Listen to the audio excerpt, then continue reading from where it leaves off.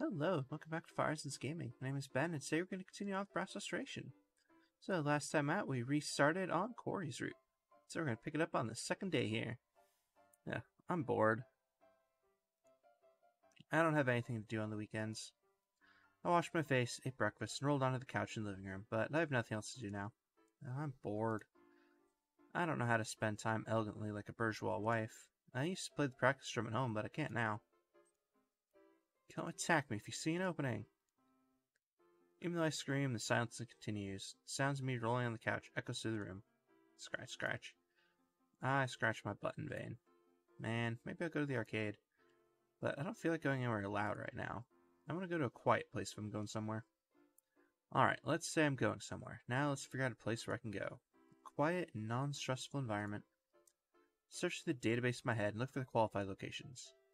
Park, cafe, Imperial Palace, White House?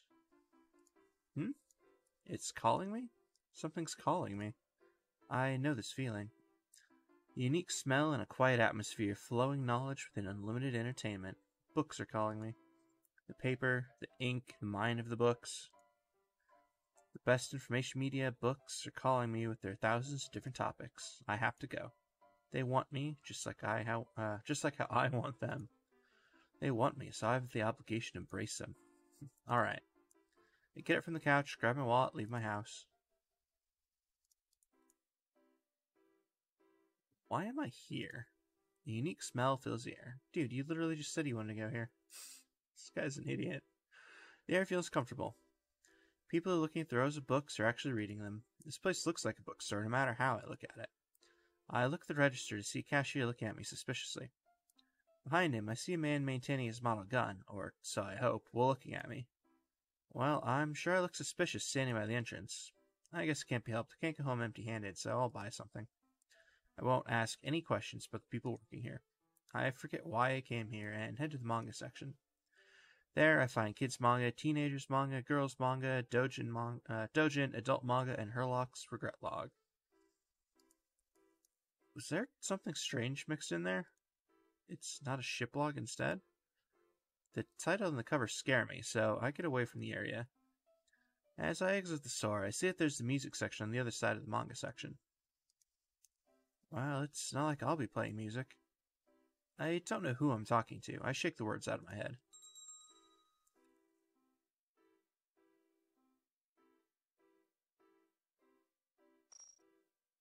Alright, let's see. I don't think I care. That's right. Why hesitate now? Music is nothing now. Music, I care about it. Well, there's no harm in just taking a look. I guess it's a loss if I don't do what I want. I head to the music section. As I turn the corner, I see Atsuka looking at something with this really weird, creepy bag. What the hell is that thing? Jeez, okay. I can tell she's looking at a score since she's here, but I'm surprised I met someone I know. Well, this is a pretty big bookstore in Somi, so I guess it's not that surprising. Hey, the devil come and eat you if you read without buying. Huh? I greeted Atsuka energetically. Guess I was too energetic, as Atsuka drops her book in surprise. I hear a cocking sound by the cashier. I should ignore it. But the sound is enough to let me know that I won't get a second chance. I pretend I didn't hear anything and talk to Atsuka. Sorry if I surprised you. Huh? Hey, it's Atsuka. Hello? Are you alright? It seems she's fainted or something. I don't know about fainted, but she looks frozen, so that's fine. I wave my hand in front of her, but she makes no reaction. I pick up the book and try to put it back on the shelf for the time being, but the name of the song catches my attention. Mozart's 8th Piano Sonata A minor K310. I listen to classical a lot, but I'm not good with names and stuff. I think I've heard of the song, but I can't remember how the music goes. Huh? Takaguchi-senpai? Huh? Someone calls out to me while I'm guessing different tunes in my head. It seems Atsuka regained consciousness. This is a surprise? Well, yeah. Atsuka smiles at me as if nothing happened. Put the book in my hand back on the shelf. Oh. Huh? Atsuka's voice surprises me, making me pull my hand back. Other scores start to fall off the shelf, but I quickly push them back in. What? I quiet down my voice. Kouri was about to buy that. Oh, you mean this? Itsuka points to the music in my hand, so I give it to her. But I wonder at the same time, what will she use it for? It's obviously for her to play, but I didn't know she played piano. I ask her. Why? It's for Kouri to play, of course.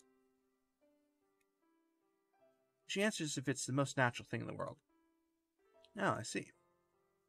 Well, she's certainly right. I can't imagine eating the book or going to sleep with the book in her arms. Mozart-san. Crap, I was about to open the forbidden gate. Concentrate. Are you here to buy something too? Huh? Itsuka asks while I'm busy suppressing my evil energy. What is he going on about? I wasn't listening, but my ears catch a question. Well, I just stopped by, and I saw you disturbing the store here. Kouri didn't do such a thing. Itsuka responds just like I expected. It's hard for the bookstore because there are people like you who read. But people won't know the book or how the book is until they read it. Wrong. A true book lover will feel the book's aura and be able to tell how good the book is. I think that's impossible. And the only books to sell are stories about this rubber man, a man who's friends with a ghost, or this hunter. Why, you ask? Because most people read the books on the spot and don't buy them. This tendency can be mostly seen in people in high school or younger, and this is terrible because these books are targeted at these people. This drastically reduces sales. So, do you understand how evil it is to read books in the bookstore? It sounds like a prejudice, but... Alright, Kouri will try to read the books without reading much of them. Good. Huh? Something didn't sound right. Oh well. Oh yeah, I recall the earlier conversation we were having. We were talking about the musical score in her hand. Going back to this, can you play the piano? Yes, Kouri played it since Kouri was small, but Kouri hasn't played recently. I see a shadow cross over Itsuka's face. It's only for an instant, and I would have missed it if I hadn't been paying attention. I might have been able to catch it because I've been in that mental state a lot recently. I don't know why she looks sad, though. I don't want to ask her about it either. I see. So, you want to start playing piano again? Something like that. She smiles bitterly, but she keeps the book in her hand. I feel a faint urge. I don't know if I should ask her, but I'm asking before I know it. Hey, can you play the piano for me sometime? Huh? She looks at me in wonder. Then she blushes and starts to shake her head. No, Kouri's terrible, so it's too embarrassing. I need to listen to it before I make my decision. I persist since I'm curious. That's not true. Kouri hasn't played in a while, so it'll probably be a disaster. A despair. A hell. Your piano playing can cause people to go to hell? That's interesting in its own way, but I don't think she'll be that bad at it.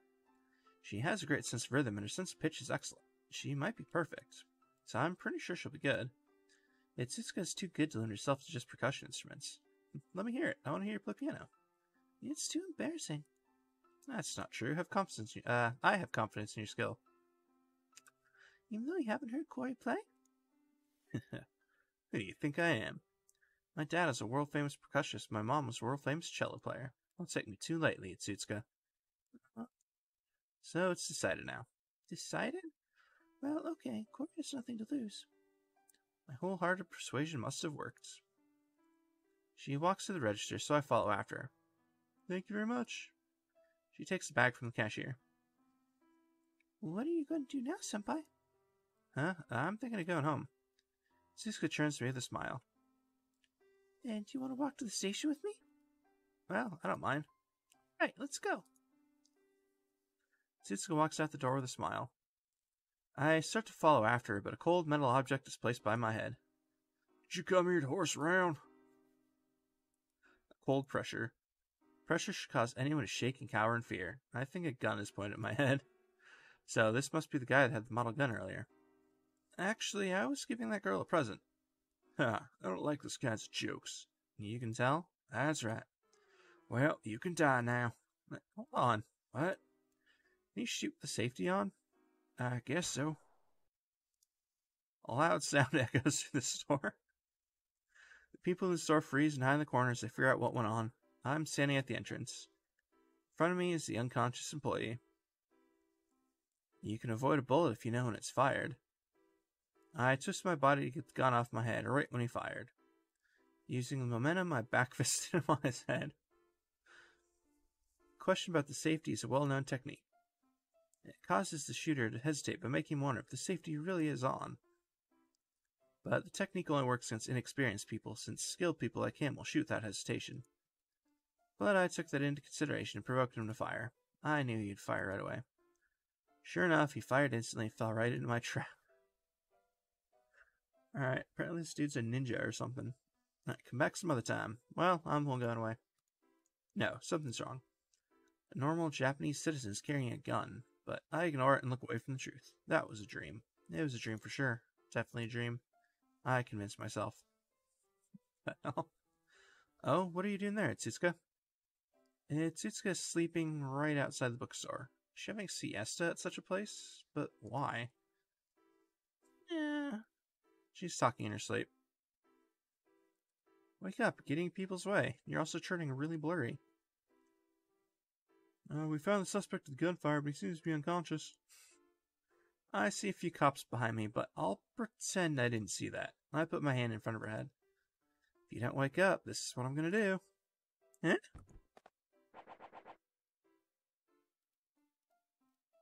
It takes me a few seconds to figure out what happened. Huh, you dodged it. A special move, the forehead crusher, was on its way to hit the target. She jumped up and moved sideways as soon as I activated my move. She retreated with amazing speed.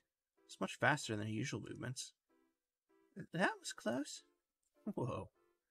I realized how scary reflexes can be. After that, we head to the station and go home on the train.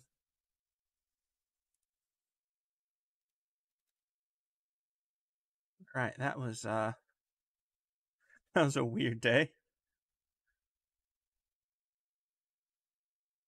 Alright, and I'm fair that a certain voice is still inconsistent as hell, but whatever, it's fine. It's Monday. It's a depressing day, the day after the weekend. They should give us Mondays off. But then Tuesday would be depressing. I guess it's meaningless unless you get every day off. Well, there's no use complaining. Let's fulfill the duty of a student and go to school. Ryuku, let's go to school. Yeah, give me a sec. It's the usual morning. Ryuku, did you see the romance drama last night? It's that cybernetic drama which the gaming world linked to reality, right? Yeah, that. I can answer because I saw that drama last night.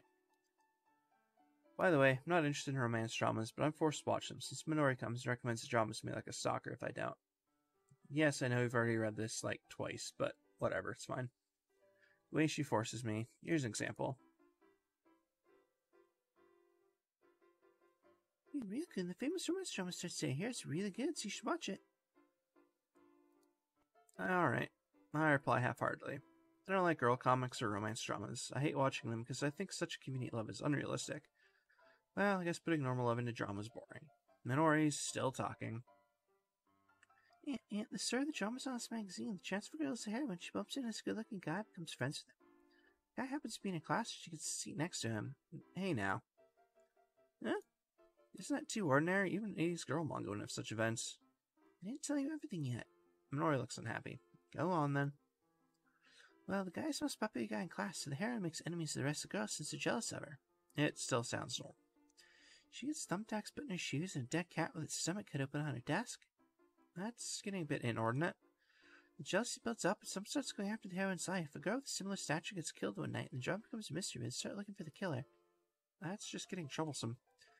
And at the end, they're all trapped in school and can't tell who the killer is. The students become paranoid and start killing each other off until only one is left and the drama turns into a survival battle. You're telling me to watch it? Because that sounds absolutely batshit. Yeah, does it sound interesting? I didn't watch it, but Minori would call me when the drama came on, call me before she went to bed to ask me what I thought of it, and she'd talk about it the next morning. She'd talk about it during lunch, during club, and even after school. If I didn't watch it, she got angry and came to my house an hour before we'd leave for school. It was hell, and the only way to avoid it was to listen to her talk. Well, it's not troublesome now that I'm starting to enjoy these kinds of dramas. Dramas are great since they're so unrealistic. Minori, let's say there actually is a love of danger and excitement. Would you want to experience such dramatic love? The question pops into my mind and I ask Minori. I admire exciting and romantic love, but I want a normal love where we go on normal dates. Yeah. Does this my arm make my life unrealistic? Dramatic love and life are fun if you're the one watching. It's like watching a fire. It's really hard for the person that has those things happening to them, though. What I would fall in love with is... this is embarrassing. I don't want to say it. My heart would stop. My face would turn purple and I'd die if I say it. Yeah, I'd rather not see that. Whoops. Minori blushes and squirms with her hands on her face. She's letting out a weird voice and going pixelated again. It was way past being cute, and it's rather scary. I can't stare directly at Minori. My brain senses danger and blurs out Minori. I thank my self-defense mechanism. But how unfortunate for the person she likes. He'd have to deal with Minori all the time. At the very least, I wouldn't want to. But Minori stopped bringing music into our conversation, maybe because I treated Minori coldly these past few days. I can't tell if it's a good thing or a bad thing. Artificial, ordinary life. I can only accept it. Normal life continue once I get to school. Even made-up things will become real if they continue. I try to convince myself.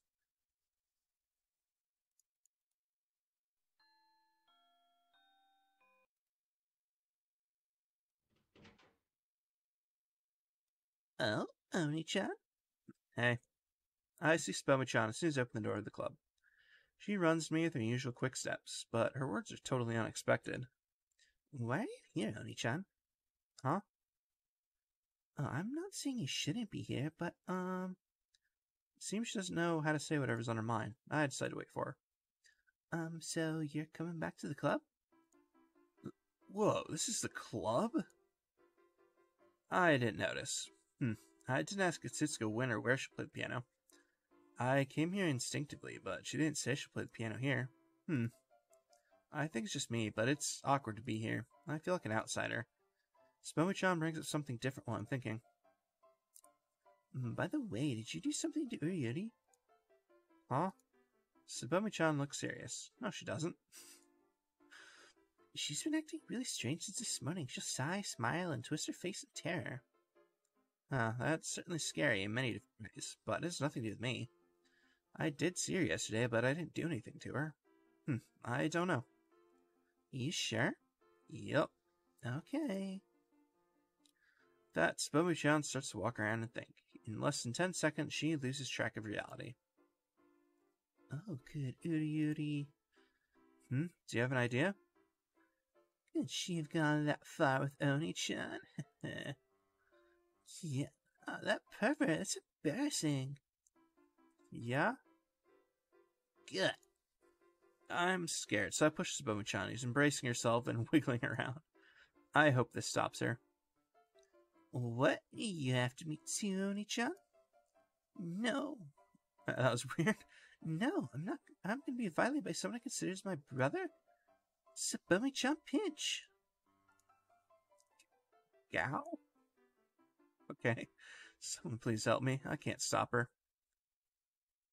What's wrong, Spomichan? A familiar voice. That was probably Kouri.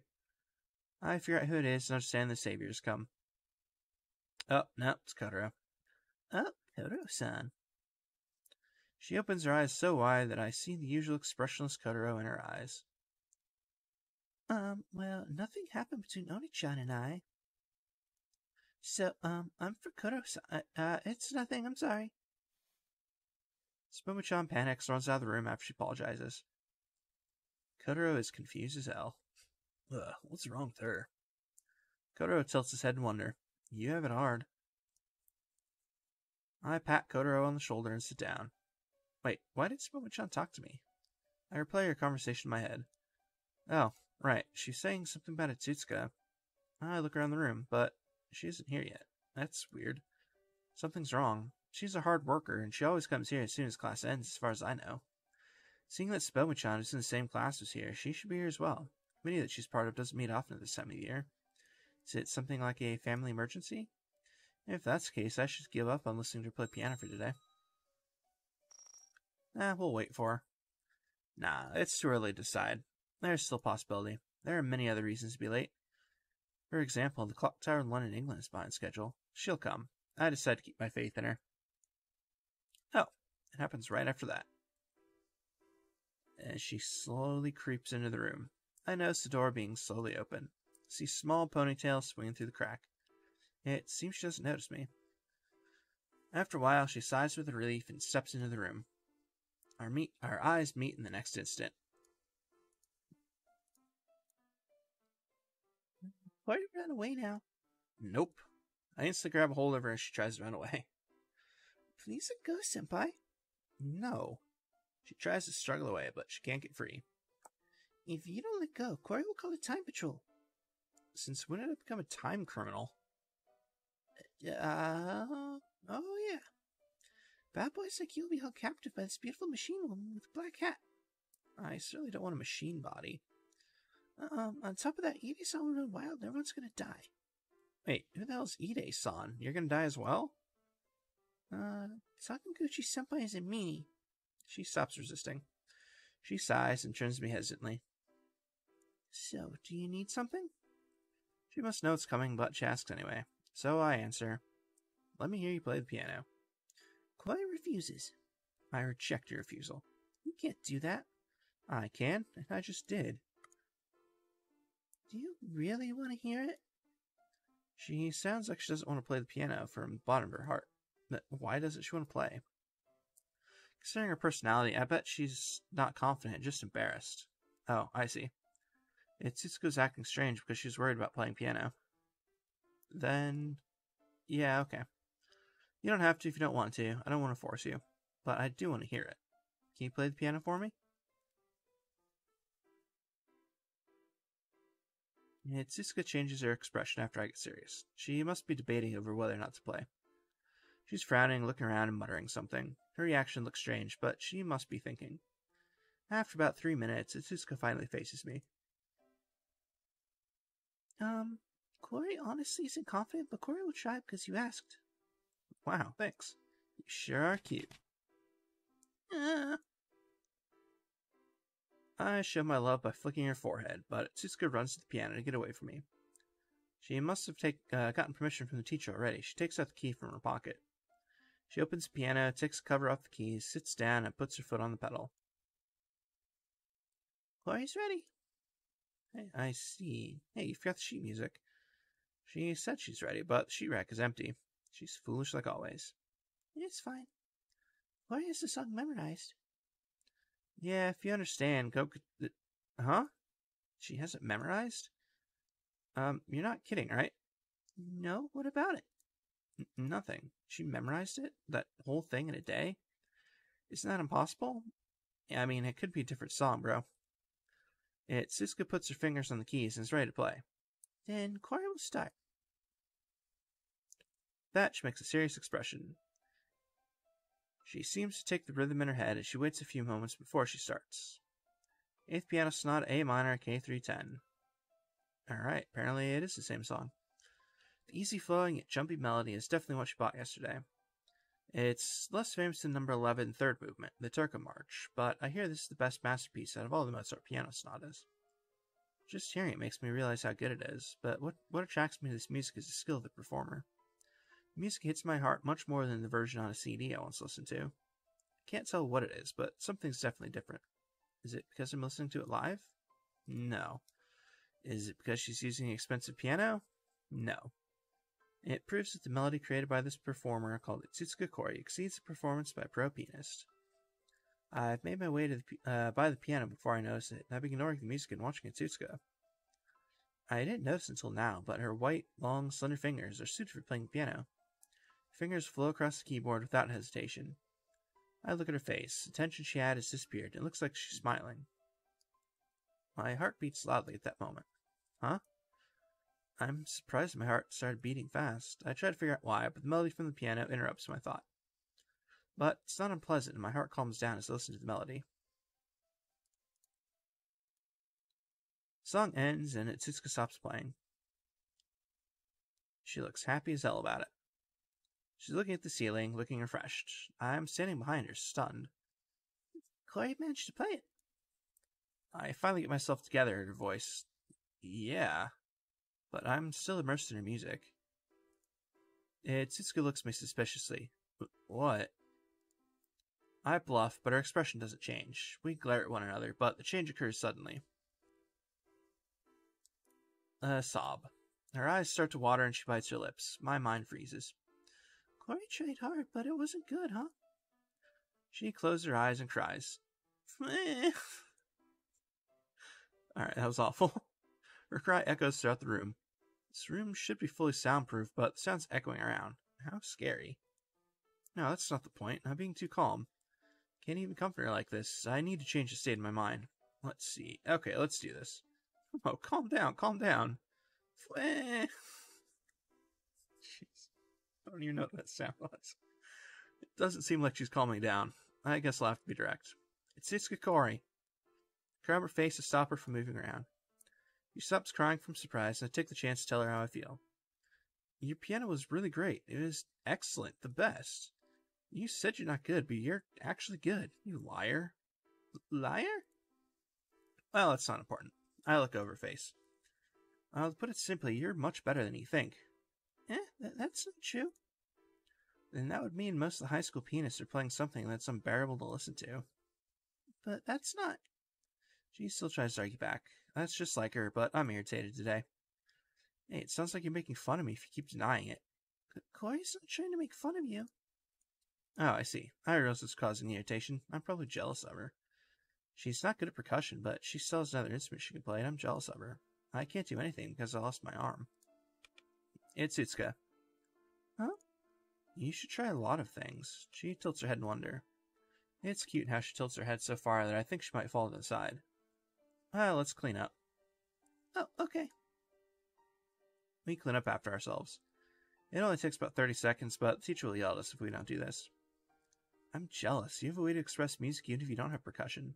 I murmur as soon as she closes the piano. Huh? Did you say something? No, it's nothing. Did I mean to let Itsuka hear that? Would it do anything even if she heard me? No, but I blurted it out. It seems she wasn't listening. I guess that's good.